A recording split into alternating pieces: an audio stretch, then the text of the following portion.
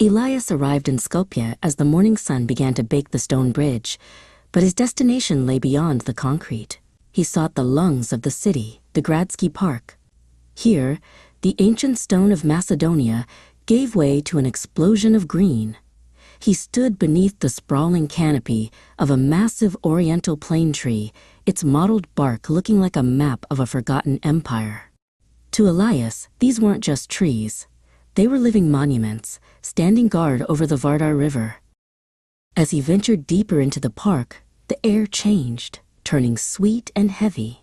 He met Neven, a young researcher from the botanical garden who was documenting the health of the urban forest. Neven reached up and pulled a low-hanging branch of a linden tree toward them. In June, this scent defines Skopje, Neven explained, pointing to the small, pale yellow clusters of flowers. The linden is the heart of the city's rhythm. It's our shared breath. They walked along the winding paths, passing joggers and families, toward the shaded groves of horse chestnuts. Neven picked up a fallen green, spiky husk from the grass and cracked it open to reveal the mahogany-colored seed inside. The Aesculus hippocastanum, Neven said. It has been here through every transformation of this city. It records the seasons in rings of wood, rather than lines of ink. Elias marveled at how the textures of the park mirrored the textures of the monasteries he had visited. He knelt to touch the thick, corky bark of an English oak. It felt like the weathered parchment of the scrolls in Ohrid. Neven watched him, smiling. "You're starting to see it," Neven whispered.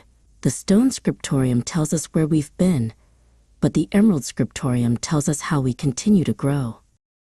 They moved toward the riverbank, where the silver-green leaves of white willows dipped into the rushing waters of the Vardar. The trees swayed with a rhythmic grace.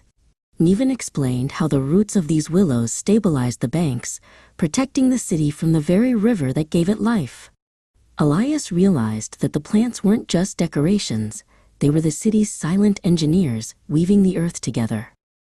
"Come," Neven said, "we must go higher." They took a short bus ride to the base of Mount Vodno, the mountain that looms over Skopje. Here, the manicured park gave way to a wilder landscape. The scent of pine needles and wild mountain herbs replaced the city's dust. They hiked through stands of black pine, the air growing crisp and thin as they ascended, leaving the urban sprawl behind.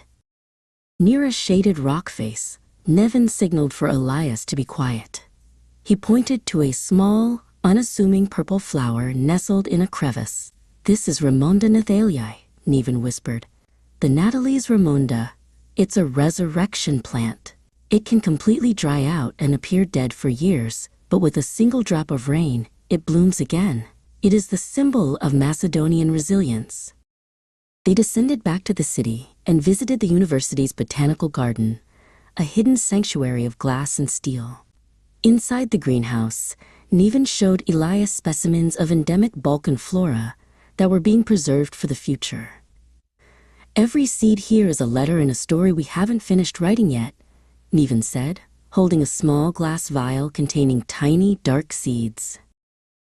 As the sun set, casting a golden glow over the Skopje skyline, Elias sat on a bench in the park. He opened his notebook, but instead of writing words, he began to sketch the intricate veins of a leaf he had collected. He realized that the history of Macedonia was written in both stone and chlorophyll, one permanent and unyielding, the other constant and renewing. Neven met him one last time by the park entrance to say goodbye. He handed Elias a small, heavy wooden frame. Inside was a pressed, dried specimen of the Ramonda Nathaliae. "To remember that life always finds a way," Neven said. Elias shook his hand, feeling the connection between the ancient hills, the city's green heart, and the future he was walking into.